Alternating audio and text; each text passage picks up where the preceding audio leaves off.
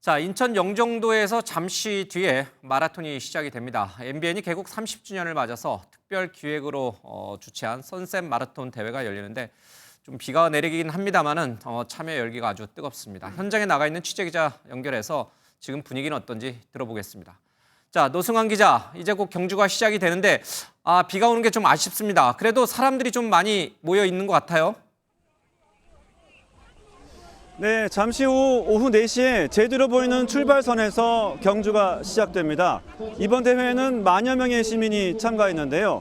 인천 영종도에서 열린 마라톤 대회 가운데는 가장 큰 규모입니다.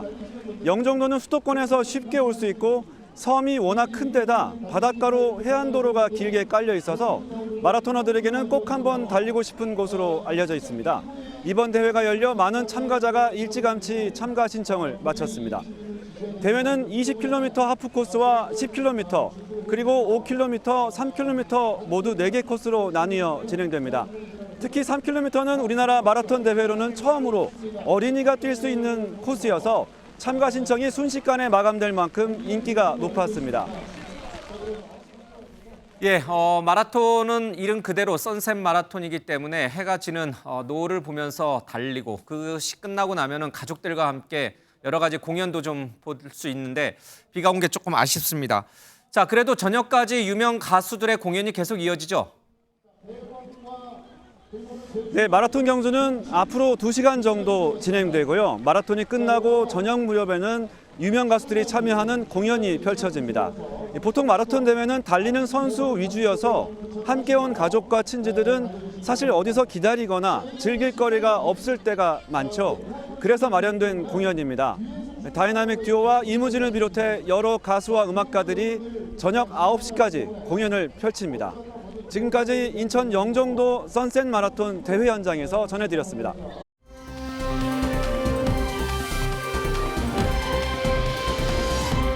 자, 정치권 얘기를 좀 시작해 보도록 하겠습니다. 두 분 모셨습니다. 송영훈 전 국민의힘 대변인, 최인호 전 더불어민주당 의원 두 분 모셨습니다. 어서 오십시오. 안녕하세요. 예. 들어가기 전에 제가 한 가지 좀 여쭤보고 싶은 게 있습니다. 지금 이제 대통령이 탄핵이 됐잖아요. 네. 그러면 여당과 야당 구분이 사라진 겁니까? 아니면 기존 관행대로 국민의힘 패널인 우리 송 변호사에게 먼저 발언권을 줘야 됩니까? 아닙니다. 아니면 일당인 민주당에 먼저 줘야 됩니까? 여야가 없어졌죠 이제. 없어졌다고 주장하시고. 아니 뭐 누가 먼저 말하는 게 중요하겠습니까? 누가 예. 옳은 말을 하느냐가 중요하겠죠. 알겠습니다. 아니, 뭐 우리 송 변호사 먼저 하시죠.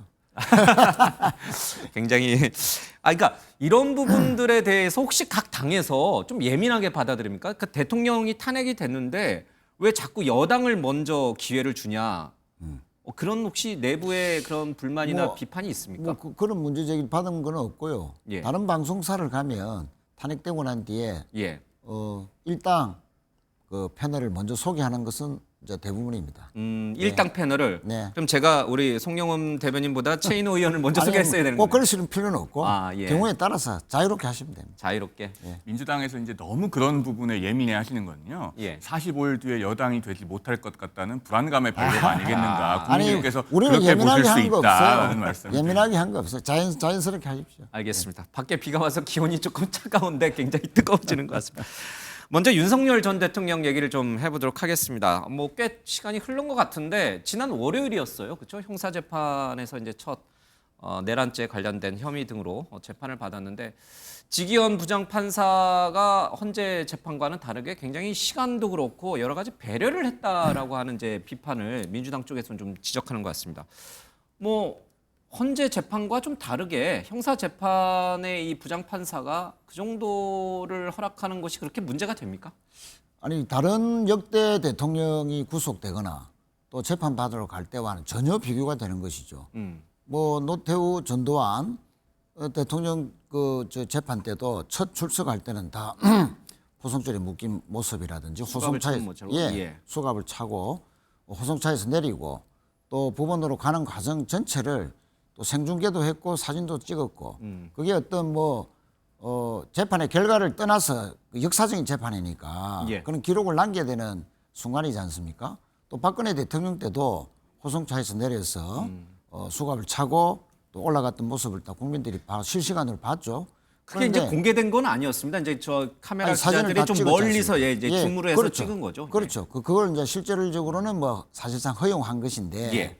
이번에는 아예 지하 통로를 이용해서 사진조차도 못 찍도록 아예 뭐 재판정에도 못 들어가도록 지하 통로로 가두고 또 뭐 심지어 법정 맨 뭐 뒷줄에 앉았다. 앞줄에 앉은 것도 아니고 맨 뒷줄에 앉았다는 것은 혹시나 누가 또 앞에 있는 사진을 찍을까 봐 그렇게 배려한 거 아니냐. 심지어 뭐 직업이 뭡니까? 이렇게 물어야 되는데 그러면 전직 대통령이다 또는 무직이다 뭐 이렇게 해야 되는데 직업은 전직 대통령이죠. 판사가 먼저 묻습니다. 박근혜 대통령 때는 직업이 뭐죠? 무직입니다. 이렇게 답변을 했거든요. 예. 그러니까 모든 면에서 파격적으로 윤 대통령을 배려하는 듯한 특혜를 주는 이런 그 재판이 없었기 때문에 여론이 완전히 들끓었지 않습니까? 알겠습니다. 구속 취소까지 예. 한 판사가 이제는 뭐 재판 받는 것까지 특혜를 주나 있을 수 없는 뭐 편파적인 특혜다. 재판 진행을 한 것이죠. 예. 국민적 관심이 워낙에 집중되고 있는 재판이기 때문에 재판부가 절차적으로 아주 조금이라도 특혜를 준다는 그런 오해를 받지 않도록 섬세함을 동원해서 진행해야 될 필요는 있다고 봅니다. 다만 민주당에서 어떻게 보면은 굉장히 사소한 부분을 소환해서 윤 전 대통령을 어떻게든 전면에 부각시키고자 하는 것 예. 같아요. 왜냐하면 4월 4일에 헌법재판소의 결정이 있으면서 이제 윤 전 대통령은 역사의 일부가 됐습니다. 과거로 들어가신 분이에요. 그런데 민주당 입장에서는 적대적 우정관계가 무너졌기 때문에 어떻게든 윤 전 대통령을 무대에 소환해야 되거든요. 그렇기 때문에 이 재판 절차에 관한 부분을 지적을 하시는 것 같은데 예. 일단 첫째로 그 지하로 출입하는 부분은 어쨌든 전직 대통령으로서의 경호가 법상 유지가 되고 있습니다. 그렇기 때문에 법원으로서는 이 부분에 대해서는 지하로 출입하는 것을 거부할 만한 어떤 법적인 근거를 찾기가 굉장히 어려웠을 거예요. 그런 부분을 좀 이해를 할 수 있는 측면이 있다고 보고요. 그다음에 촬영에 관련해서는 두 번째 공판기일부터 지금 허용을 한다는 것 아닙니까? 예. 첫 번째 공판기일 때는 그걸 불허하게 된 이유가 촬영허가 신청서가 너무 늦게 들어와서 그 법원 출입 기자단으로부터 그렇죠. 이제 영상 기자단으로부터 맞습니다. 신청서가 늦게 왔다. 예, 그래서 그 피고인 측의 입장을 확인하지 못했기 때문에 일단 불허했다는 것이고 두 번째 기일부터 지금 허용이 됩니다. 그리고 앞으로 공판기일 수십 번 진행할 것 아니겠습니까? 그러니까 이것도 어떻게 보면 크게 문제 삼을 일은 아닐 것 같고요. 마지막으로 그 인정신문에서 직업은 전직 대통령이죠라고 했다는 부분. 물론 통상적으로는 직업이 뭐냐고 묻고 피고인이 대답을 하는 것이 일반적입니다만 예. 전직 대통령이라고 물은 것이 그렇게 특혜인가? 해석하기에 따라서는 받아들이기에 따라서는 이미 헌법재판소의 결정에 의해서 탄핵되셨죠? 라는 행간의 의미를 담고 있는 것으로 볼 여지도 있습니다. 우리가 직접 그 말에 대해서 보거나 듣지 않은 이상에는 그 뉘앙스를 단정할 것은 아니다. 이런 생각도 드네요. 그러니까 지기현 부장판사 입장에서는 윤석열 전 대통령이 전 대통령이었다는 걸 온 국민이 다 아는데 굳이 직업이 뭐냐고 물어볼 필요는 없었다. 이런 뜻인가요? 그렇죠. 전 국민이 다 아는 사실 뭐 아니겠습니까? 제가 뭐 토를 다는 건 아닌데 짧게만 말씀드리면 역사의 뒤안길로 이제 넘어섰다. 탄핵을 당했기 때문에 그 탄핵은 당해서 파면당했을 뿐이죠. 대통령직에서는 물러났지만 내란 재판을 지금 이제 막 시작한 것입니다. 형사재판. 그렇죠. 내란 행사 재판은 그러니까 이제 새로운 역사를 지금 쓰고 있는 재판을 통해서 쓰고 있는 과정인데 역사의 뒤안길로 이제 뒤로 갔다. 그런 거 아직 아니죠. 그러니까 지금도 현재 진행 중이고 그 특히 첫 공판이 상당히 그 주목을 받는 그런 건데 마지못해서 국민 여론에 밀려서 지금 두 번째부터 촬영을 허가한다는 것이지 지기현 판사의 구속 취소 이번에 편파적이고 아주 섬세한 것까지 배려하면서 윤 대통령을 그렇게 특혜를 주는 이유를 잘 모르겠고 계속 이런 식으로 재판이 간다면 글쎄요 상당히 그 국민들이 과연 용납하겠나 상당히 예단을 가지고 재판하는 거 아니냐라는 예. 그런 그 지적들을 피할 길이 없을 거로 봐집니다. 알겠습니다. 이런 건 어떻습니까? 지금 헌법재판소에서 문영배 재판관은 대통령이 이제 반론을 하거나 이제 변호인단 측에서 얘기를 할 때 거의 이제 초까지 맞춰가면서 이제 시계를 앞에다 두고 일정 시간 이상이 지나면은 이제 스톱 시키는 그런 어떤 진행을 보였는데 지기현 부장판사는 짧게 해달라고 했음에도 불구하고 이제 윤 전 대통령이 굉장히 길게 얘기했잖아요. 79분간 반박을 했는데 그런 부분에 대해서 주의를 줬음에도 윤 전 대통령이 계속 조금 더 얘기를 했단 말이에요. 왜 문영배 지금 퇴임하셨죠? 지난 금요일 문영배 전 권한대행처럼 그렇게 칼같이 시간을 통제하지 않고 봐줬느냐 이런 비난은 어떻게 보세요?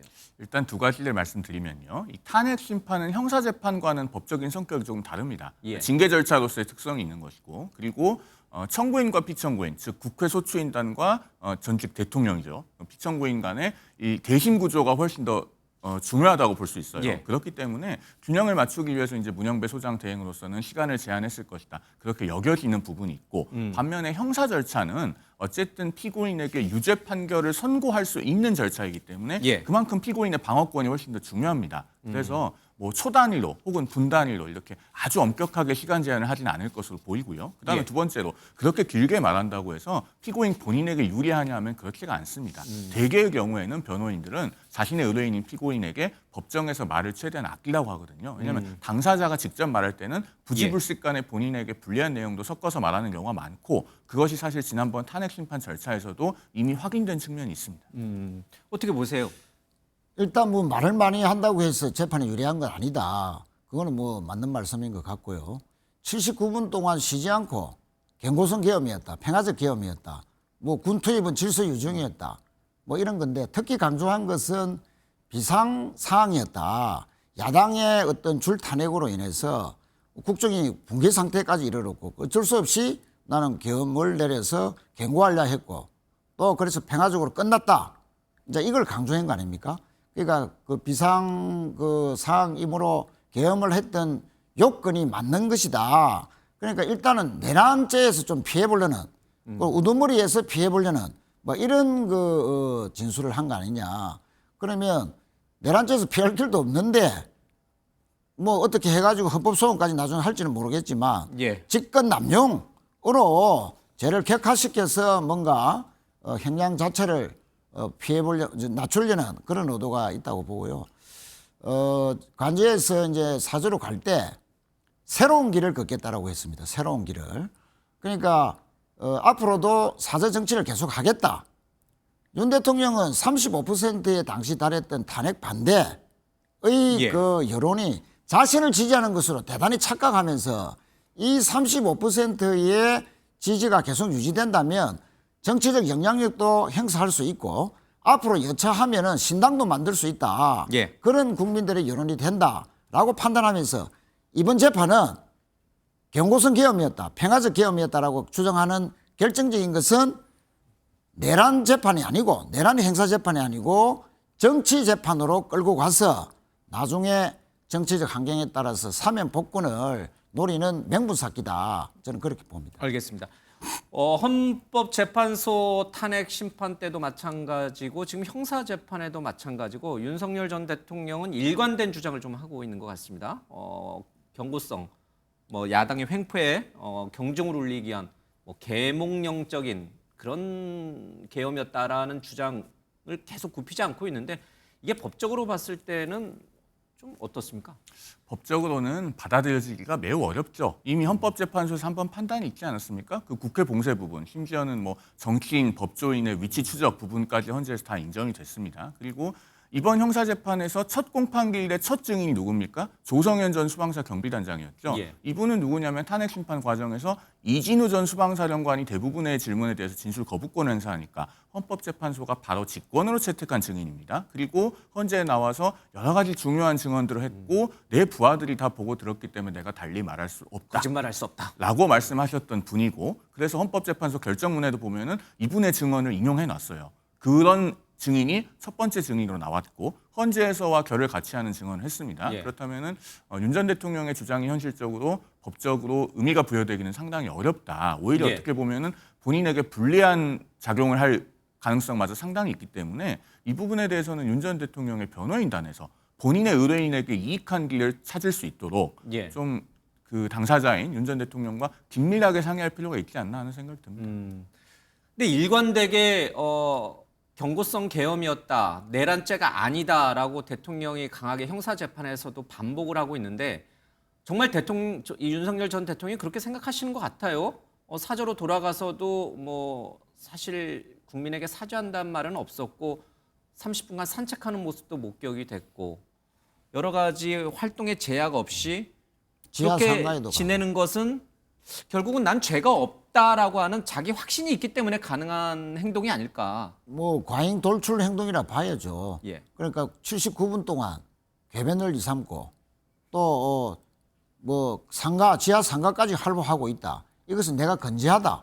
지지자들에게 보여주고 계속 저를 지지해 달라. 나는 정치 재판을 받고 있는 사람이다. 그러니까 곧 사면 볼건 될 것이니 앞으로 저를 지지해 주시면 새로운 길, 예. 새로운 정치가 계속 될 수 있다라는 자꾸 그런 메시지를 자꾸 던지는 것이죠. 그걸 어떻게 보세요? 물론 이제 이게 국민의힘 경선 과정에서도 여러 얘기가 나오겠습니다만은 윤 전 대통령이 파면 이후에 사과 없이 그렇게 당당하게 일상생활을 영위하고 있는 것, 지내는 것에 대해서는 어떻게 보세요? 바로 이런 부분 때문에 지금 국민의힘이 윤 전 대통령과 지금이라도 적극적으로 분리를 해야 되는 겁니다. 이미 우리 송 대변인은 잘못된 행동이다 이렇게 보시는 건가요? 헌법재판소 결정에 명확하게 반하는 내용 아닙니까? 그리고 본인이 그런 주장을 계속 되풀이한다는 건 결국에는 헌재 결정에 승복하지 않는 것처럼 비춰져요. 그리고 국민적인 설득력도 없습니다. 예. 무엇보다도 중요한 것은 제가 앞서도 윤 전 대통령은 역사의 일부가 됐다, 과거로 들어가셨다 이런 표현을 했는데 그럼에도 불구하고 윤 전 대통령이 형사재판에 임하는 이런 태도 때문에 민주당에서는 계속 윤 전 대통령을 소환해서 무대의 전면에 드러내게 하려고 합니다. 그게 국민의힘에 유리하겠습니까? 재집권을 하는 데 있어서 아무런 도움이 되지 않거든요. 그러면은 지금이라도 적극적으로 분리하는 길을 가야 됩니다. 당내의 여러 주자들이 이미 그런 말씀들을 공개적으로 하고 있지 않습니까? 지금도 어떻게 보면 늦었다고 할 수 있지만 또 늦었다고 생각될 때가 가장 빠른 때이니까 예. 당원과 지지층이 집단지성으로 결단을 해야 될 때가 왔다. 저는 그렇게 생각합니다. 윤 전 대통령이 자꾸 활동할수록 언론에 노출될수록 시민들에게 노출될수록 민주당이 자꾸 선거 무대로 끌고 나오고 그럴수록 국민의힘은 불리해진다. 제가 이 말씀 하나만 드릴게요. 윤 전 대통령은 과거의 일부가 예. 됐는데 그래서 정치적 실체는 어떻게 보면 매우 작다고 할 수 있습니다. 그런데 우리가 해가 서산해질 때는요. 사물의 실체보다 그림자가 훨씬 큽니다. 그림자가 집체만큼 커져요. 그런데 그림자가 크다고 해서 호랑이나 곰이 거기 있는 건 아니거든요. 그런데 지금 민주당은 그 그림자를 자꾸 보여주면서 봐라 여기 아직도 이렇게 위험한 윤석열 전 대통령이 있다. 이게 지금 민주당의 전략입니다. 이게 읽힌다면은 지금 국민의힘이 뭘 해야 될지는 너무나 뻔한 것 아니겠습니까? 그 빌미를 줘선 안 된다 윤 전 대통령이. 그렇습니다. 예. 그런데 이제 한 말씀만 더 드리면 윤 대통령이 그 주민들한테 3년을 하나 5년을 하나 똑같다. 뭐 이런 식으로까지 이야기를 했습니다. 이것은 뭐 정말로 국민들을 정말 우롱하는 그런 말이죠. 아니 쫓겨난 대통령이 정상적으로 5년을 열심히 국정을 해서 성과도 남기고 경제도 살리고 그렇게 하는 게 대통령의 임무인데 3년을 하나 5년을 하나 똑같다. 이 쫓겨난 것에 대한 조그만한 그 부끄럼도 없이 3년 만에 쫓겨난 사람을 뭔가 동정을 사기 위해서 야당 때문에 일찍 쫓겨났다. 모든 것을 야당 탓을 하는 예. 본인은 조금이라도 손톱만큼도 잘못을 인정하지 않는 이런 그 태도와 은행 왜 이것이 또 알려지게끔 만드느냐 이거는 매우 의도적이다. 알겠습니다. 조금 지엽적인 얘기일 수 있는데 윤 전 대통령 파면 이후에 본인도 형사재판을 받고 있지만 이제 이상민 전 행안부 장관이라든지 김성훈 전 경호처 차장이라든지 이런 분들에 대해서도 경찰 또의 수사가 굉장히 속도가 빨라지는 것 같습니다. 이게 끝난 게 아니죠. 그러니까 대통령 파면됐다고 해서 이 사안이 12.3 계엄 사태가 끝난 게 아닌 거죠.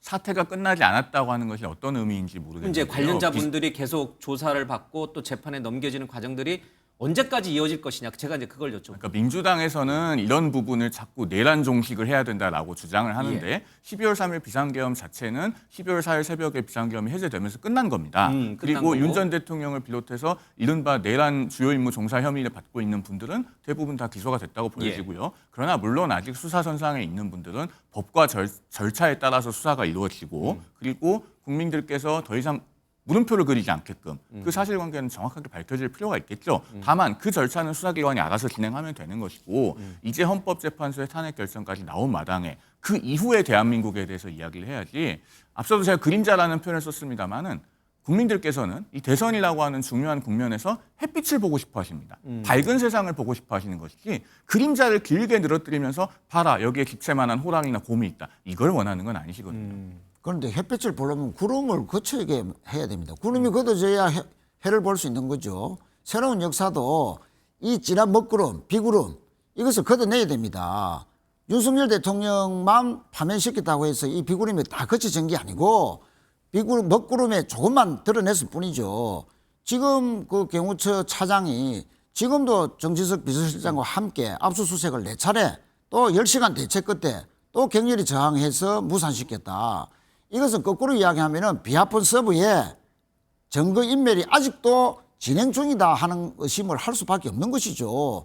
아니 그래 뭐 자기들이 정말로 아무런 그게 없으면 왜 지금까지 막습니까? 사의 표명까지 한 사람이 격렬히 저항을 하고 있는 것이죠.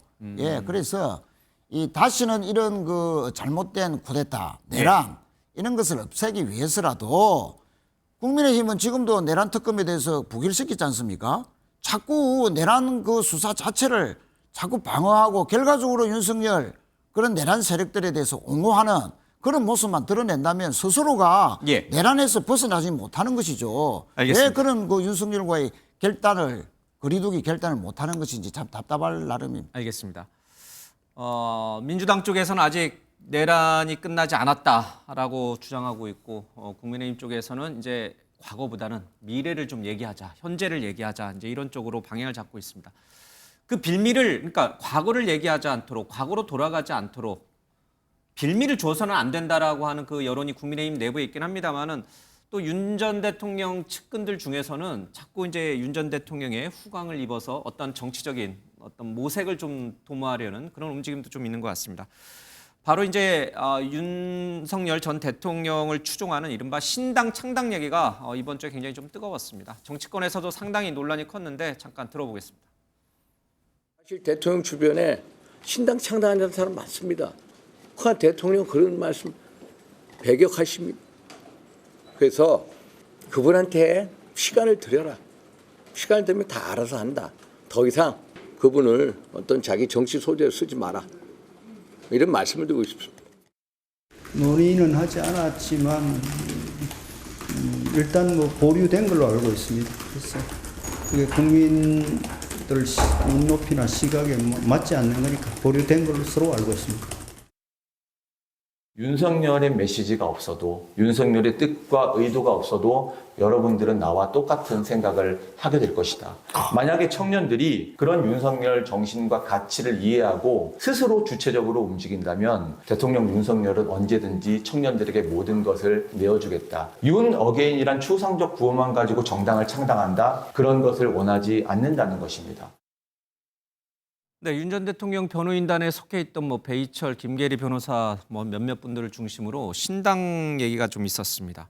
기자들 500명을 카톡방으로 초대했는데 이것도 사실은 기자들이 굉장히 반발을 했어요. 왜 내 동의도 없이 나를 카톡방으로 초대했냐 그래서 뭐 부랴부랴 방을 다시 소위 말해서 폭파시키고 다시 연락을 취하는 일도 있었는데 문제는 이 윤석열 전 대통령을 추종하는 그 신당이 과연 윤 전 대통령의 의지에 의해서 만들어지려고 했던 것이냐 아니면 무관하게 그 주변에 있는 분들이 만들려고 했던 것이냐 이 문제거든요. 혹시 어느 쪽으로 진실을 파악하고 계세요? 실제로 어떤지가 중요한 게 아니고 예. 국민들께서 어차피 윤 전 대통령과 그 신당을 추진하려는 움직임이라고 하는 것을 서로 분리해서 보지 않는다는 것이 중요하죠. 정치에서는 본질이 어떤지보다 어떻게 보이느냐가 훨씬 더 중요할 때가 상당히 있지 않습니까? 그래서는 안 되는데. 예. 지금 이 상황이 그런 경우입니다. 그래서 윤 전 대통령이 실제로 창당을 해라라고 말씀을 하셨는지 예. 아니면은 여러분이 정치 운동을 한다면 나는 그 뜻에 공감한다 정도의 표현이 있었는지는 정확히 알 길이 없습니다. 그러나 윤 어게인이지 않습니까? 그 이름부터 분리돼서 보이겠습니까? 그런데 자꾸 이 당을 만든다고 하시는 분들께서요. 청년을 팔지 않았으면 좋겠습니다. 4월 11일에 윤 전 대통령이 관저에서 퇴거할 때도 그 앞에 한 500명 정도 되는 청년들이 앞에 도열을 했는데 사실상 대통령실에서 앞줄에 세웠다는 그런 얘기들이 계속 나오지 않았습니까? 특정 종교와도 좀 연관이 있다 이런 얘기도 있었어요. 그 부분에 예. 대해서는 정확하게 확인하지는 못했습니다만은 아무튼 그래서 사실은 청년들은 그런 동원의 대상이 아니거든요. 청년들이 자발적으로 본인들의 문제를 해결하기 위해서 정치에 관심을 갖는다. 그거는 바람직한 일입니다. 예. 그러나 특정인의 정치적 이해관계나 특정 세력의 이익을 위해서 청년들을 앞줄에 세운다. 우리는 그런 것을 동원이라고 합니다. 여기서 청년팔이 하지 마시고 정말로 윤 전 대통령의 이름과는 무관하게 본인들이 추구하는 정치적 뜻이 있으면은 본인들의 힘으로 이뤄내시라라는 말씀을 드리겠습니다. 당일날 신당 창당 관련 기자회견을 하려다가 4시간 만에 취소했는데 그것은 윤 전 대통령이 만류했기 때문이다라고 이제 언론에 보도됐고 최근에는 아니다. 그러니까 탄핵이 되던 4월 4일 날 변호인단과 저녁 자리에서 일부 변호사들이 그 신당 얘기를 했고 윤 전 대통령이 그래 한번 해봐라라고 승인을 했기 때문에 한 것이다. 그러니까 어느 것이 윤 전 대통령의 진짜 본마음, 진심인가? 그 부분에 대해서는 설왕설래가 있는 것 같습니다. 그 진위를 역시나 정확하게 알 길은 없는데요. 예. 그 윤 전 대통령 변호인단이 이 신당 창당과 관련해서 밝힌 말 중에 이런 게 있어요. 예. 그 청년들의 순수한 정치 운동에는 아버지처럼 함께하겠다는 말씀이 있었다. 대통령이 윤 전 뭐 대통령이 이렇게 얘기를 했는데요. 글쎄요. 이 계엄이라고 하는 것이야말로 오히려 아버지가 계엄을 해도 말려야 되는 것 아니겠습니까? 그래서 저는 여기서 아버지라고 하는 표현이 등장하는 것이 대단히 좀 납득하기 어려웠습니다. 그리고 그렇게 청년들을 본인의 어떤 정치적인 목적에 의해서 앞세우는 그런 아버지도 존재하는가. 그래서 대단히 부적절한 표현이고 나아가서 윤 전 대통령 본인이 정말 이런 부분과 무관하다면은 선을 그어줘야 됩니다. 그리고 나는 더 이상 현실 정치에 관여하지 않겠다라고 하는 분명한 입장 표명까지 저는 필요하다고 봅니다. 관점은 다르지만 우리 송영훈 변호사님처럼 저는 건전한 보수 청년들이 많았으면 좋겠습니다. 예, 그런데 지금 어게인 뭐 윤석열 뭐 국가 기념일로 12월 3일을 정하자 계엄 내린 날. 이 정말 심각한 주장이거든요. 계몽령. 윤석열 대통령 때문에 나는 계몽이 됐다. 계엄이 아니고 계몽령을 주장했던 변호사가 또 주도해서 창당을 한다는 것인데 예.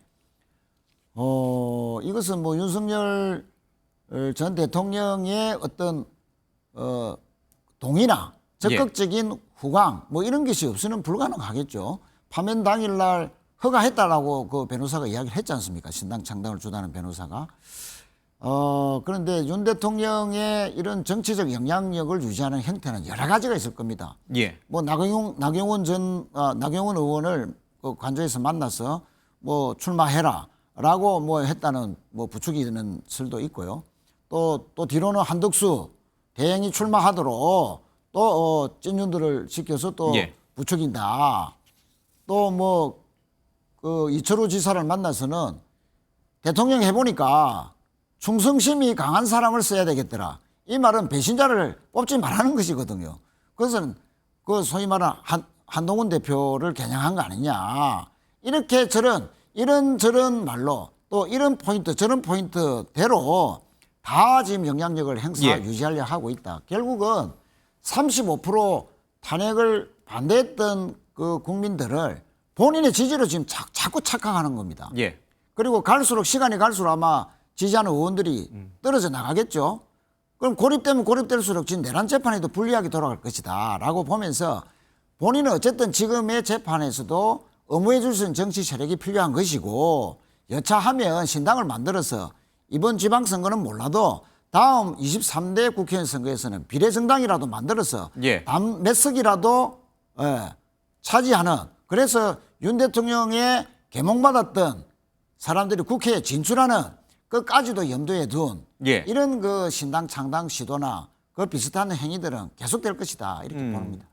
이 문제는 짚고 가야 될 것 같아요. 지금 윤 전 대통령이 이번 대선에 또는 이제 다가올 내년 지방선거에 어떻게 나올지는 모르겠습니다만은 그 가능성은 계속 그러니까 정치 세력화하려고 하는 그런 움직임, 뭐 본인이 됐든 본인의 주변인들이 됐든 그 움직임은 계속 나타날 것이다라고 하는 이 전망에 대해서 듣고 가야 될 것 같습니다. 그러니까 이런 부분이 바로 민주당에서 계속 윤 전 대통령을 소환해서 그림자가 이만큼 크다고 하면서 호랑이나 곰이 있는 것처럼 보여주려고 하는 겁니다. 우리가 유치원 다닐 때 그림자 놀이 하잖아요. 한 7살 정도 되면은 그림자가 크다고 해서 사물이 크지 않다고 하는 걸 다 배웁니다. 깨달아요. 지금 정치적인 상황이 그렇습니다. 그러니까 윤 전 대통령의 그림자를 내세워서 뭔가를 해보려고 하는 세력이 존재하는 것은 사실입니다만 예. 그 정치적인 실체는 그림자만큼 크지 않다는 겁니다. 그게 어디서 확인이 되느냐? 4월 2일 그러니까 탄핵 심판 선고 이틀 전에 전국적으로 재보궐선거가 있지 않았습니까? 예. 충남 아산시장 선거에서 탄핵에 대해서 가장 적극적으로 반대해온 원외정당인 자유통일당 예.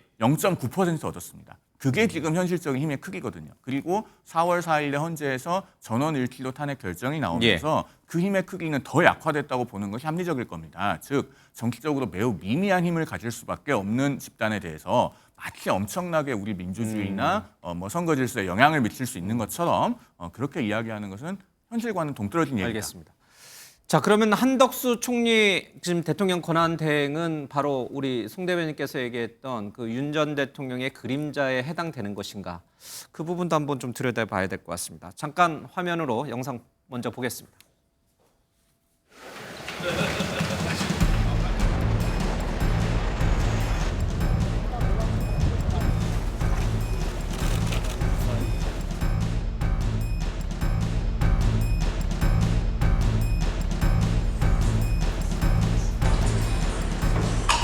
어려운 그런 어린이들한테 그냥 단순히 돈가스를 하나 공급해 주는 것만이 아니라 따뜻한 그런 마음까지도 같이 주시는 것으로 저한테 확 느껴지네요.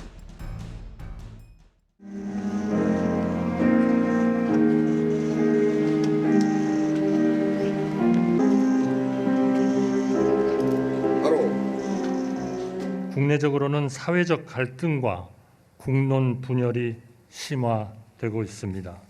그러나 우리 국민이 하나가 된다면 이 모든 어려움을 극복할 수 있습니다.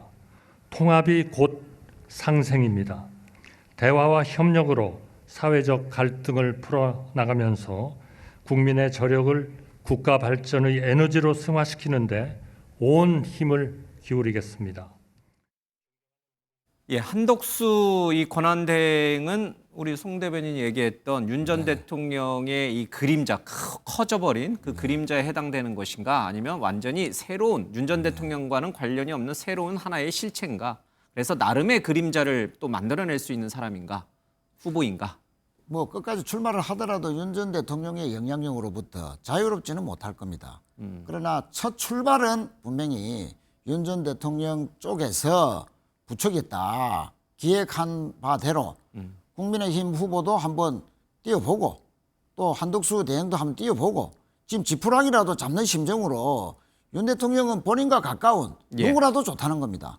일단 떠는 사람을 최종적으로 밀고 그래서 한번 마지막까지 한번 이재명 대표를 이길 수 있는 시도라도 해보자 하는 그런 절박한 마음에서 한덕수 총리를 띄웠는데 그래서 많은 의원들이 또 찾아가기도 하고 또 뒤에서 언론 플레이도 하고 또 기획 잘하는 정치 전문가를 붙여주기도 하고 아마 뭐 여러 가지 아마 있었다는 뭐 보도가 많지 않습니까? 처음에는 이렇게 그 타이설, 기획설에 의해서 자의라기보다는 좀 타의에서 불려 나왔는데 소환을 당했는데 막상 하다 보니까 여론이 조사가 괜찮게 나오고 2%가 또 나오고 또 이번 주에는 거의 국민의힘 후보 중에서는 1등으로 올라서는 여론조사도 있고 또 갤럽 여론조사 어제 동률로 또 나오고 그러니까 여론이 자꾸 올라가니까 본인이 이제 좀 한번 해볼만 한가? 나와도 되는가? 출마에 대해서는 생각을 지금 많이 하는 단계로까지 왔고 만약 다음 주까지 여론이 계속 상승을 해서 소위 말하는 국민의힘 후보를 포함해서 보수 진영에서 1등으로 우뚝 올라서고 1대1 여론조사에서 의미 있는 이재명 대표와의 결과가 나온다면은 저는 출마를 할 가능성이 상당히 높다. 그러나 마지막 관문이 자기 검증이죠. 어떤 후보든지 최종 특히나 대권에 출마할 때는 본인이 대선에 출마했을 때 뭔가 검증이 다 들어갑니다. 이번에 내란 뭐 수사도 지금 받고 있듯이 내란 주요 종사 임무자로서 뜻하지 않게 뭐 발각이 된다든지 그런 증거가 튀어나온다든지 만약 이런 것이 있다면 본인도 고민하겠죠. 또 여러 가지 뭐 도덕적인 문제나 공직생활을 하면서 알려지지 않았던 여러 가지 부분에 대해서 자기 검증이 만약에 최종적으로 끝났어. 뭐 그럼 나는 나가서 당당하게 해보겠다라고 하면 출마할 가능성이 상당히 있는데 결국은 다음 주말에 두 사람의 후보로 최종 압축이 되지 않습니까? 국민의힘 후보가. 그래서 김문수, 홍준표가 될지 다른 후보가 이강으로 올라갈지 그것까지도 역관계에서 포함해보고 끝까지 단일화에 응할 사람 두 사람으로 압축이 되면 저는 상당히 출마할 가능성이 매우 높아진다. 그러나 여론조사가 다음 주에 푹 꺼지면은 뭐 그건 뭐 출마를 적겠죠. 알겠습니다. 결국 여론에 달렸다 봅니다. 좀 호의적으로 나온 여론조사를 얘기하셨는데 이번 주에 나왔던 이제 MBS 여론조사라든지 한국갤럽 여론조사를 압도적으로 부정적인 보면은 여론이 많죠. 한덕수 대행의 출마론에 대해서 이제 부정적 여론이 상당히 좀 높고 그리고 또 대통령 권한대행으로서 잘하고 있냐, 잘못하고 있냐라는 응답을 보면 여전히 잘 못하고 있다라는 응답이 더 높게 나오고 있고 여기에 이제 헌재 재판관 대통령 몫에 헌재 재판관 2명을 임명했던 것이 헌재에서 이제 가처분 인용이 되면서 사실 정치적 타격도 입었다 이런 해석도 있습니다. 이런 분위기라면은 나오지 않는 쪽으로 이제 방향이 다시 급선회했다 이렇게 해석해야 됩니까? 이 모든 상황을 종합해서 한마디로 표현하면요. 예. 한덕수 대통령 권한대행은 큰 나무 같은 분이다 이렇게 말씀드릴 수 있겠습니다. 앞서 이제 윤 전 대통령의 그림자에 해당하느냐라고 물어보셨잖아요. 한덕수 권한대행은 그림자만 크고 실체는 적은 그런 케이스는 아닙니다. 큰 나무, 큰 나무다. 이를테면 낙낙장송 같은 분이어서 그림자만 큰 것이 아니고 그 나무의 크기 자체도 실제로 커요. 예. 수십 년 동안 공직 생활을 하셨고 거기에서 분명한 성과를 2번의 국무총리까지 역임할 정도로 보여주신 분 아닙니까? 그렇기 때문에 우리가 이제 한자에서 수욕정이 풍부지라는 말이 있지 않습니까? 예. 나무는 스스로 고요히 있으려고 하지만 바람이 가만히 두지 않는다. 한덕수 권한대행은 애초에 무슨 대권에 도전한다든가 이런 생각 자체가 처음에 없었을 겁니다. 그런데 이제 정치권에서 일부 한덕수 대행의 출마론을 흘리거나 예. 또는 뭐 제안하거나 이런 분들이 있어서 조금 고민해보는 단계까지는 갔을 수 있겠죠. 그런데 제가 아까 나무라고 표현하지 않았습니까? 뿌리를 깊이 내린 큰 나무일수록 예. 그 뿌리를 뽑아서 옮겨 심는 것은 대단히 어렵습니다. 잘못하다가는 그 나무를 뽑아서 옮겨 심다가 나무가 고사될 수 있거든요. 예. 이런 것들을 종합해 보면은 한덕수 권한대행은 큰 나무다라고 하는 표현이 어떤 의미인지 이해가 되실 겁니다. 근데 제가 개인적으로 우리 송 대변인께 궁금한데 한덕수 대행은 왜 대통령이라든지 공직에 대해서 더 이상 생각이 없다라고 분명히 그 계엄 직후에 이제 국회에 나와서 말씀을 하셨잖아요. 만약에 그 사이에 생각이 바뀌었다면 그래서 내가 대통령이 되어야겠다라고 생각을 했다면 왜 그랬을까요? 이재명 대표가 대통령이 되는 게 싫어서 아니면은 내가 대한민국을 한번 정말 좋은 나라로 부국으로 부국 강병의 나라로 만들고 싶어서 왜 대선 쪽에 생각을 두게 됐다고 보세요? 그 이유에 대해서요. 저 같은 패널에게 질문하는 상황이 사실 맞지가 않은 겁니다. 제가 한덕수 대행에게 직접 물어봐야죠. 아니 그러니까 이거를요. 예.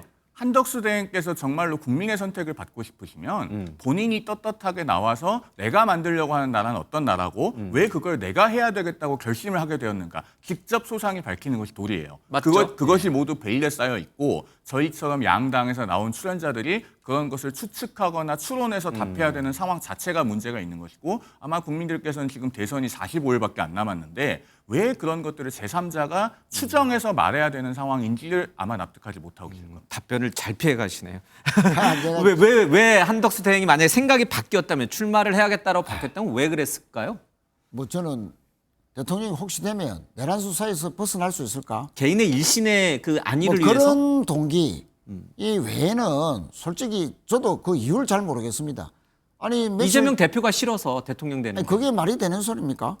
아니 그건 절대 그 맹분이 될 수가 없죠. 본인이 어떤 대한민국을 만들겠다 그건 하는 아닐 거다. 비전을 가지고 해야지 누가 미워서 한다면 그 국민들이 어떻게 납득을 하겠습니까? 예. 그러니까 며칠 전에 헌법재판소에서 가처분 인용을 받았지 않습니까?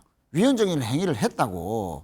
그리고 앞으로 헌법소원이 위헌적인 행위를 했다고는 안 했습니다. 위헌인지 아닌지 본안 아니, 그렇죠. 소송 전에 그러니까 이제 이제 가처분에 대한 이해관계, 이득 그렇습니다. 예. 9대0이라는 의미가 정치적으로 그렇다는 것이고 결국은 헌법소원으로 가더라도 본안 소송에서도 분명히 이건 아마 위헌이 받을 것이 확실하다라고 봤을 때 소위 말해서 가처분 인용이 되었다는 것만 하더라도 치명적인 어떤 정치적으로 보면 타격을 받은 것이거든요. 예.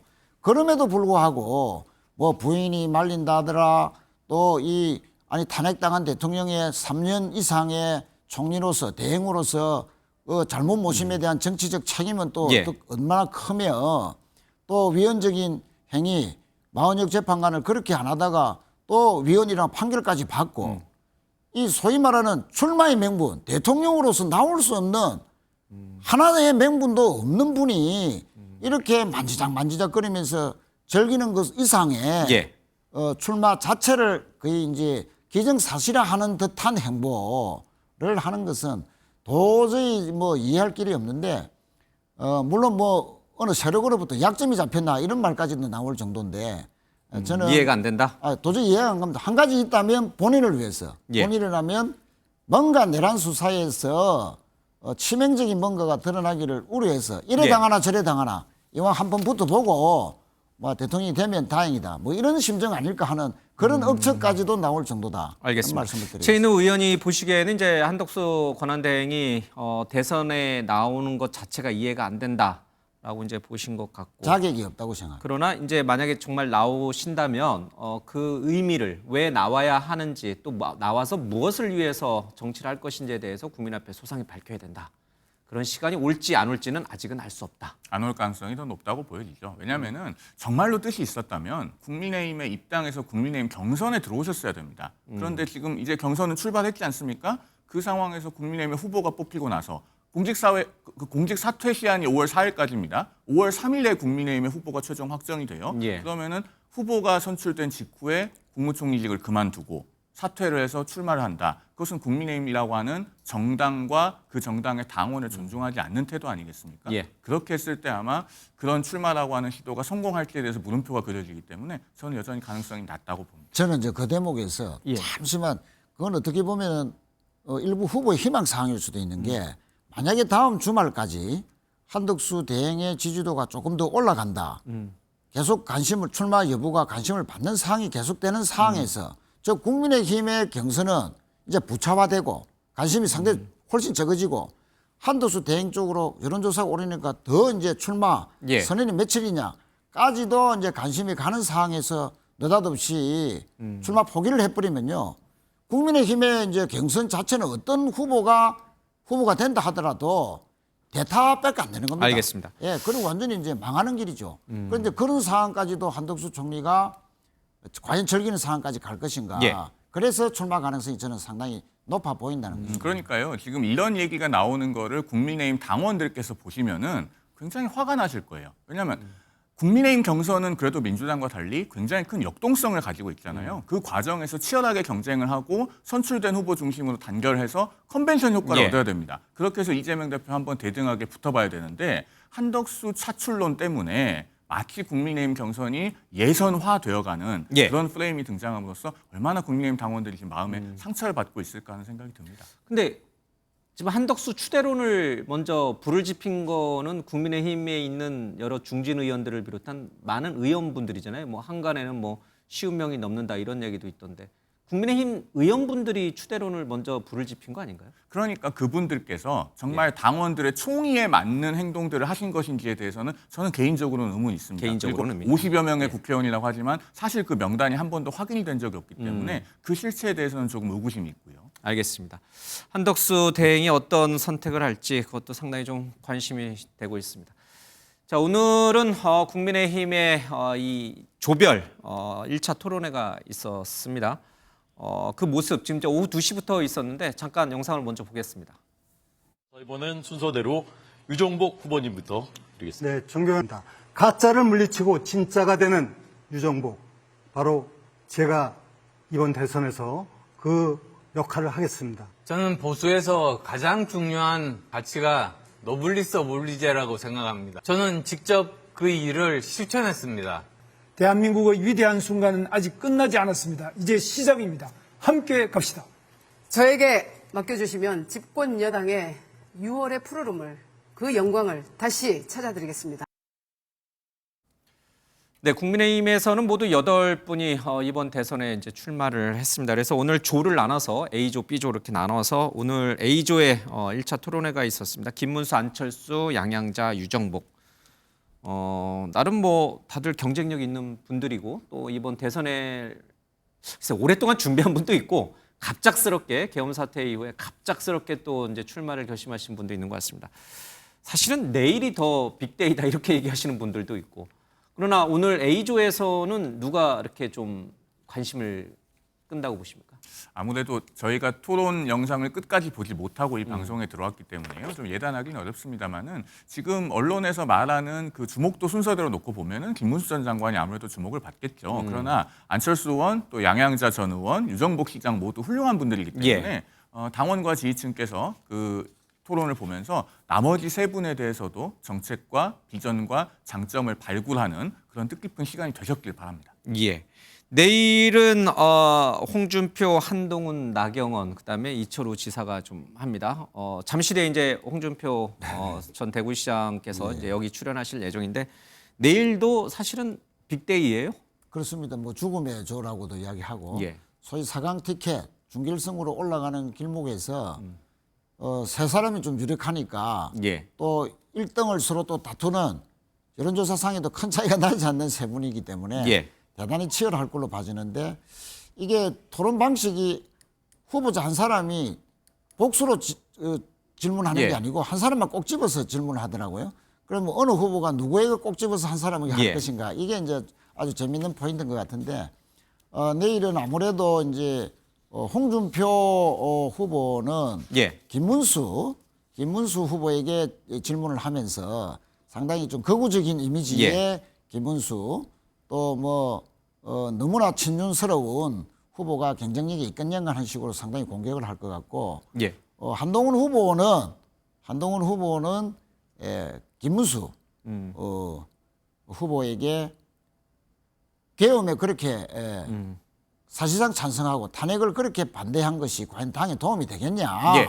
하는 중도를 겨냥한 그런 발언을 할 거. 나경원 후보는 아마 한동훈 대표를 향해서 날카롭게 예. 이게 100% 그 여론조사다 보니까 나경원 후보가 최근에 윤석열 대통령과 거리두기를 시작했지 않습니까?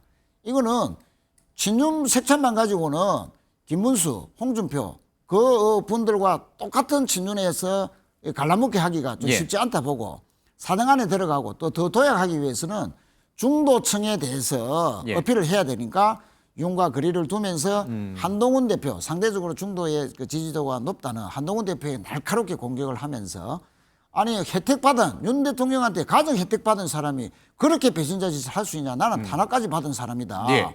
의리가 있어라 라는 논리로 해서 한동훈 대표의 배신자론을 부각하면서 본인이 예. 오히려 중도에 어필하는 막 그런 전략을 쓰지 않겠나 빠집니다. 아니, 최인득 그런데 의원님 민주당 소속 의원이신데 왜 국민의의원 그 후보들의 상대방 전략을 후보의 다 보입니까? 그것도 눈에 우리가, 다 보여요? 잘 파악을 하고 있으셨죠. 아니 그런데 내일 비조 토론에 김문수 전 장관은 없습니다. 예, 내일은 오늘 뭐- 이미 A조에서 아, 하셨고요. 그렇죠. 그렇죠. 예, 그래서 내가 좀 착각했습니다. 알겠습니다. 예, 착각했고요. 예. 제가 두 분에게 누가 마지막 4강 티켓을 딸까 이제 다음 주 토요일 26일 날 토요일 저희 MBN에서 이제 그 국민의힘 이제 2차 경선 토론회 합니다. 그러니까 네 분 4강에 올라오신 네 분을 이제 토론회를 저희가 개최하는데 사실 솔직한 제 마음은 두 분에게 누가 그 4강에 들까 여쭤보고 싶은데 또 자칫 간접적으로 또 특정 후보 홍보하는 것처럼 비춰질까 봐 제가 그 질문 드리지 않겠습니다. 마지막 한동훈, 나경원, 홍준표 제가 설명을 이초로, 그대로, 예, 그렇게 그대로 됩니다. 잘 예. 들었습니다. 앞서 한덕수 권한대행이 만약에 대통령이나 대선에 꿈이 있다면 왜 내가 대통령이 되려고 하는지 대선에 왜 나오려고 하는지 그 이유를 국민 앞에 소상히 밝히는 게 도리다라고 얘기하셨잖아요. 마찬가지입니다. 국민의힘 후보 8분이 대통령이 되고 대선에 나오려고 하면 그거는 왜일까? 앞서 똑같은 질문을 제가 드렸는데 반 이재명 대표가 대통령이 되는 건 절대 막아야 하기 때문에 자 우리 다 같이 반 이재명을 위해서 손을 잡읍시다, 합칩시다.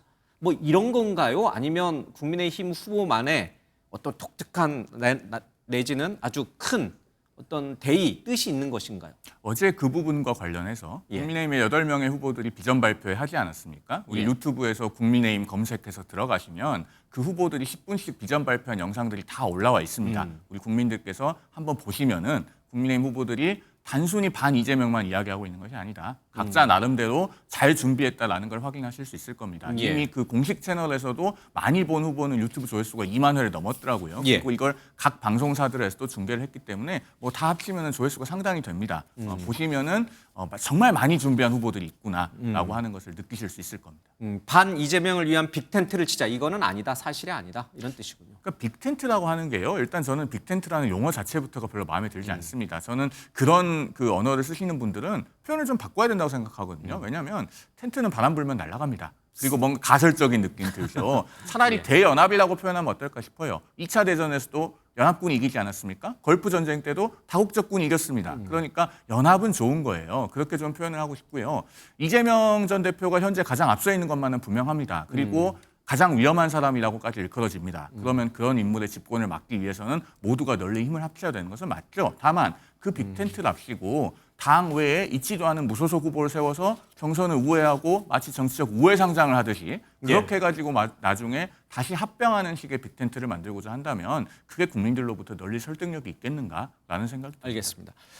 자, 국민의힘 후보들이 나름의 어떤 철학이라든지 나름의 국정 운영에 대한 어떤 포부 내지는 소신을 갖고 이번 선거에 뛰어들었다. 그래서 이제 굉장히 8분이 굉장히 치열한 경선 레이스를 펼치는데 반면에 민주당은 오늘 이제 충청 네. 경선이 있습니다. 내일은 영남권 이제 있고 이렇게 전국을 돌면서 이제 순회 경선을 하게 되는데 자, 이재명, 김동연, 김경수 세 분입니다.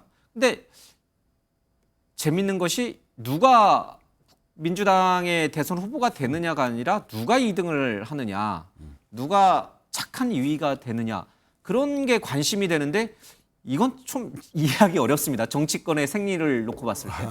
워낙 뭐 이재명 대표의 대세가 예. 계속 확인이 되기 때문에 그러나 이재명 대표는 지난 대선에서 0.73% 차이로 정말 역대 대선 사상 가장 최소한의 표 차이로 예. 아깝게 석패를 했기 때문에 어떤 지역에 가더라도 최선을 다한다. 예. 또 겸손하게 해야 된다 하는 그런 기치 아래서 선거운동을 예. 아주 열심히 하고 있고요.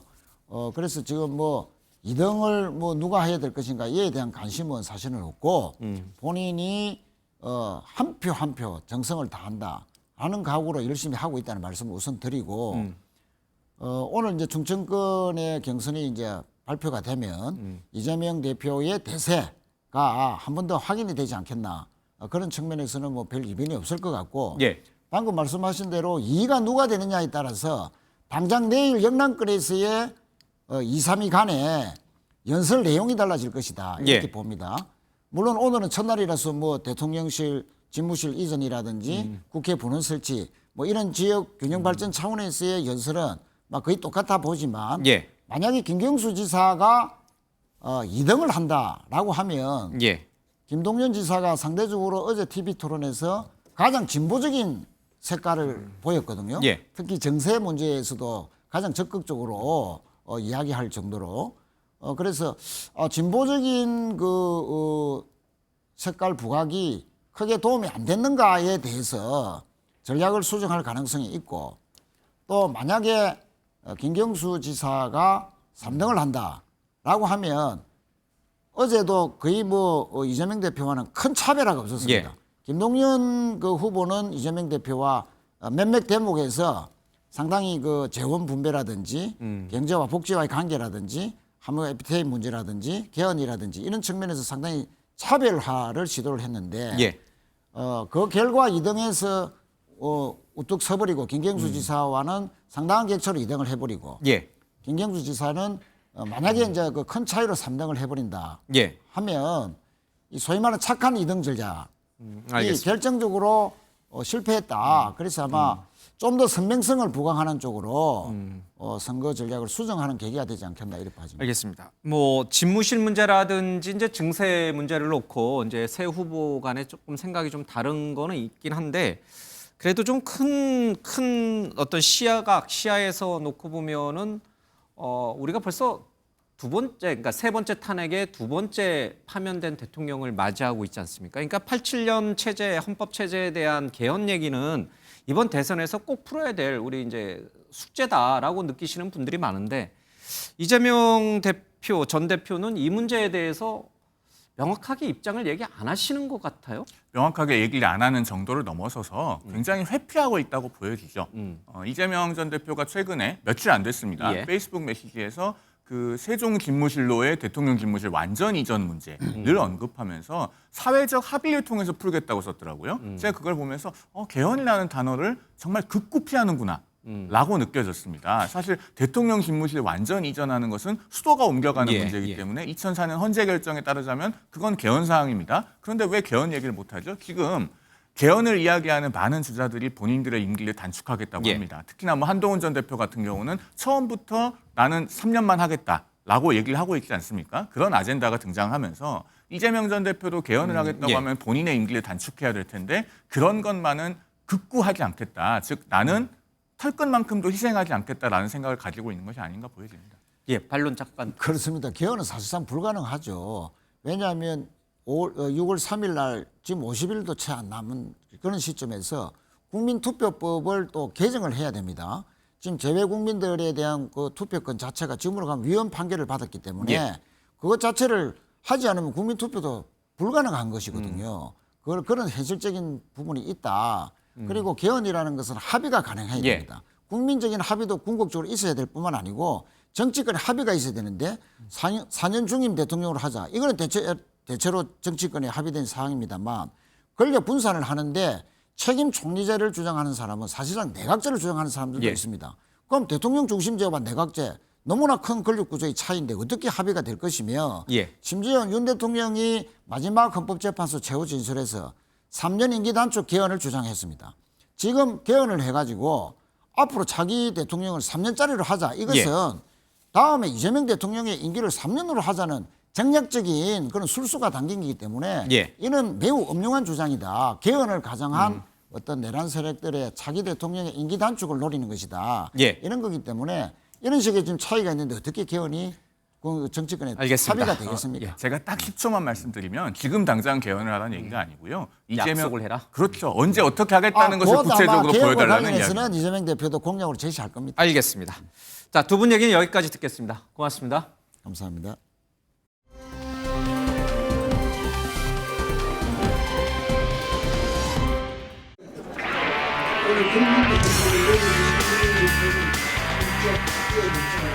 저는 이번 대통령 선거에서 국민의힘 후보로 출마하겠습니다.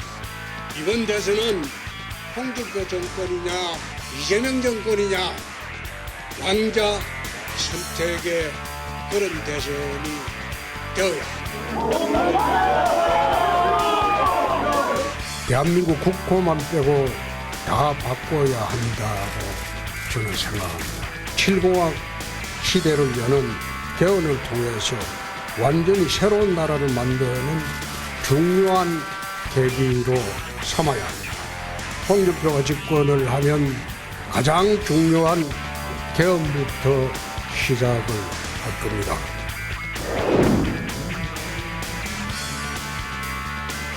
단기 선거는 해본 사람만이 잘할 수 있습니다. 60일의 짧은 선거입니다. 이젠 40일밖에 남지 않았습니다. 정권의 나라를 만들지 않기 위해서 빅텐트를 만들어서 홍준표의 나라를 한번 만들어 보겠습니다.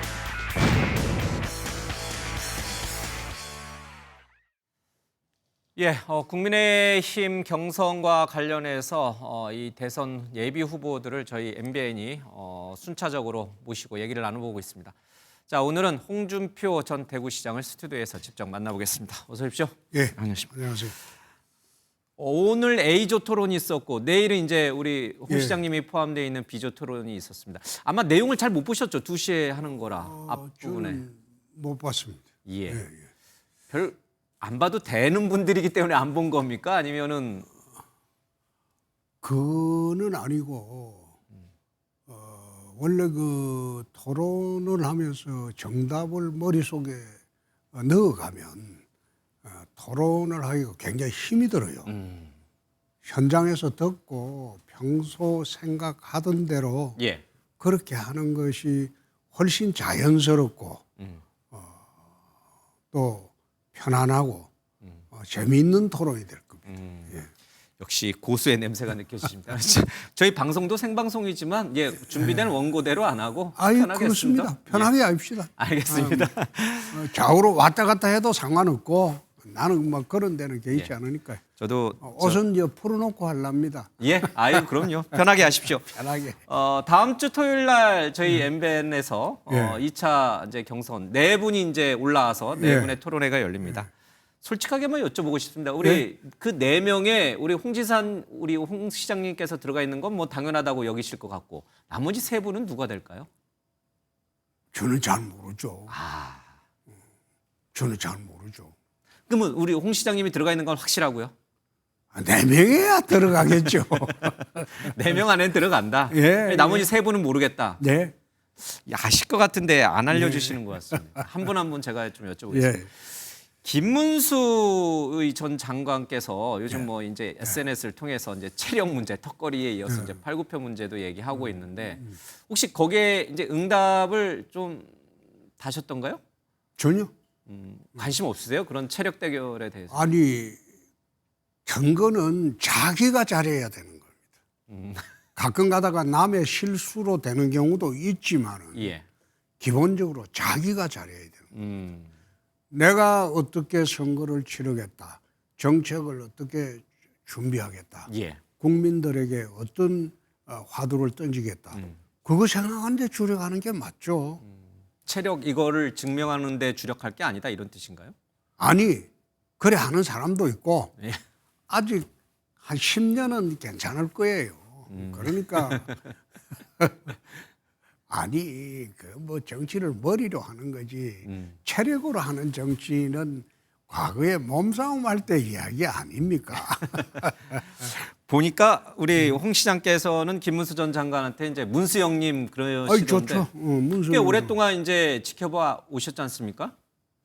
15대 동기죠. 예. 15대 동기인데 지금 15대에서 정치 활동하고 있는 사람은 우리 당에는 문수영하고 저하고 민주당에는 김민석 의원하고 추미애 의원 그 정도죠. 홍 시장님은 대선에 이제 3번째 지금 도전하고 있는데 김문수 전 장관은 사실은 대선에 관심이 없었던 분으로 알려져 있었는데 중간에 이제 마음이 바뀌었습니다. 왜 바뀌었다고 보세요? 대선에 출마하는 쪽으로. 나는 그렇지 않다고 봅니다. 아 원래 뜻이 있었다? 그렇습니다. 언제부터요? 나는 문수영이 대구 갈 때부터 대선의 뜻이 있었다고 봤습니다. 이번 계엄 이후가 아니라? 그럼요. 이것이 색다른 해석인데요? 아니 해석이 아니라 대구에 박근혜 대통령이 탄생하고 대구 맹주가 없어졌어요. 그래서 대구에 맹주가 없어졌다. 그렇습니다. 대구 맹주 되기 위해서 그 당시에 문수영이 동작구에 보궐선거에 나가달라고 당에서도 요청하고 그렇게 다 했는데 문수영이 동작구를 포기했어요. 그리고 대구 지구당 위원장을 맡았어요. 맡았는데 그때 문수영이 대구 맹주, TK 맹주를 꿈꾸고 내려가는 것이다. 그럼 TK 맹주만 하려고 내려갔겠습니까? 그걸 발판으로, 그렇습니다. 대구의 맹주를 발판으로? 네. 박근혜 이후에 대구가 공백이 생길 테니까. 그래서 대구 내려갈 때 나는 문수영이 큰 뜻을 품고 있었다. 그래 봤습니다. 그러면 이번 경선 레이스에서 굉장히 가장 또는 위협적인 존재로 우리 홍 시장님은 받아들이시는 건가요? 오래 나는 준비됐다는 위협적인 존재가 아니고 그리고 뭐 상대방에 대해서 경계심을 품고 그런 게 없습니다. 그냥 내가 잘해야 되니까. 내가 잘해야 당원과 국민들로부터 선택을 받는 것이지. 예. 근데 내 잘하려고 생각만 하면 되는 거지 뭐 하려고 누굴 경쟁 상대로 생각하고 선거를 합니까? 알겠습니다. 선거는 한 명만 뽑는 거예요. 알겠습니다. 그래도 자꾸 궁금해집니다. 예. 만약에 우리 지금 시장님께서 특정인을 한 명 딱 꼽으시면 제가 그에 대한 질문 하나 딱 드리겠습니다. 누구를 지금 김문수 전 장관 얘기는 했으니까 나경원, 한동훈 여러분들이 있지 않습니까? 이철우 뭐 누구라고 찍어서 이야기하기가 좀 그렇네요. 말씀을 주시면 내 답변할게요. 알겠습니다. 한동훈 전 대표 얘기 좀 하겠습니다. 네. 상당히 계엄 사태 때 또 탄핵 국면에서 신랄하게 비판을 하셨는데 네. 그 전에도 했죠. 그 전에도 당 대표 할 때도 했고 뭐 아마추어 같다라는 표현도 쓰셨는데 지금은 생각이 바뀌셨습니까? 생각이 바뀐 게 아니라 이 당에 내가 당 대표를 2번이나 했습니다. 대선배죠. 작년 11월에 내가 국회에 11월 초입니다. 국회에 나경원 의원 행사에 축사를 해달라고 해서 대구에서 올라와서 축사를 할 때 그때 우리 당 의원들이 16명이 앉아 있었어요. 예. 행사를 하는데 세미나를 하는데 그 자리에서 내 그런 이야기를 한 적이 있습니다.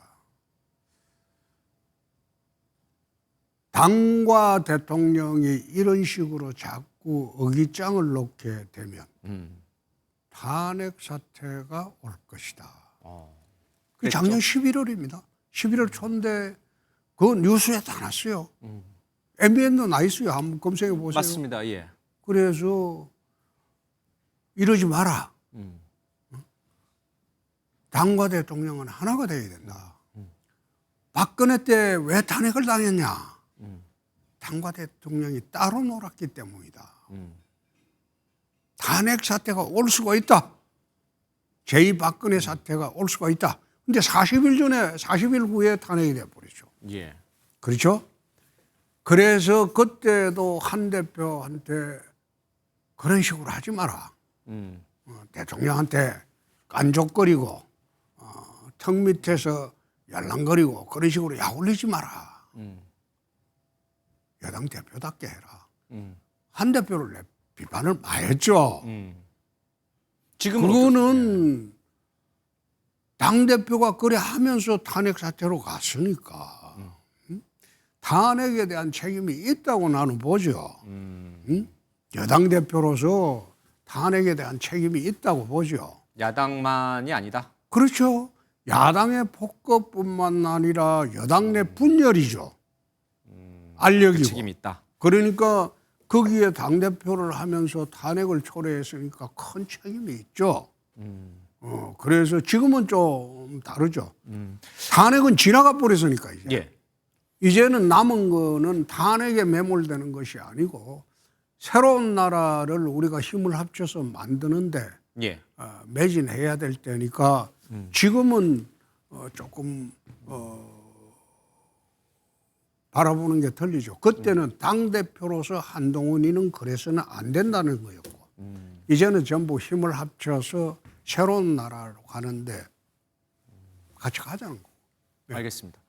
그 새로운 나라로 가기 위해서는 윤 전 대통령과 거리 두기를 해야 됩니까? 아니면은 참고 가야 됩니까? 그걸 지금 이야기를 하는데 우선 그 이번 선거의 본질은 탄핵의 찬반에 대한 것은 나는 아니라고 봅니다.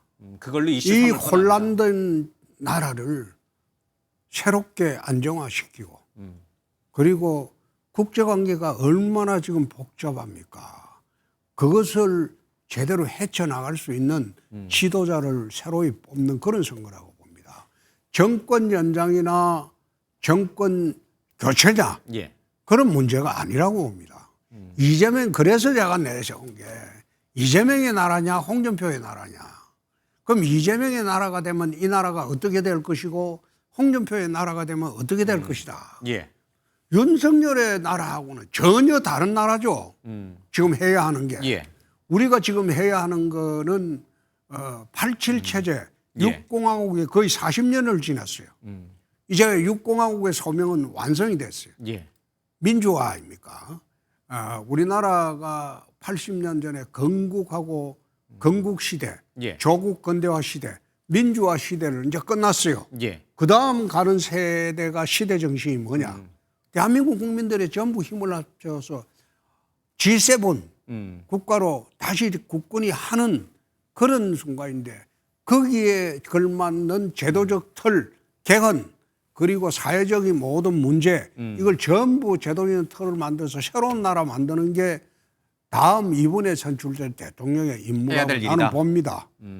그러면 이재명의 나라에서는 여전히 뭐 갈라치기 하고 적대시하는 분열된 대한민국이 될 것이고 홍준표의 나라에서는 윤 전 대통령 탄핵을 반대했던 그러니까 쉽게 말하면은 30%에서 35% 정도 되는 여전히 윤 전 대통령에 대해서 지지를 보낸 그분까지도 통합하는 그 통합의 나라가 열린다 이런 뜻인가요? 좌우 통합의 나라를 만들자는 거죠. 좌우가 공존하는 나라로 만들자는 거죠. 하나를 없애는 게 아니고. 아예 없애면 안 되죠.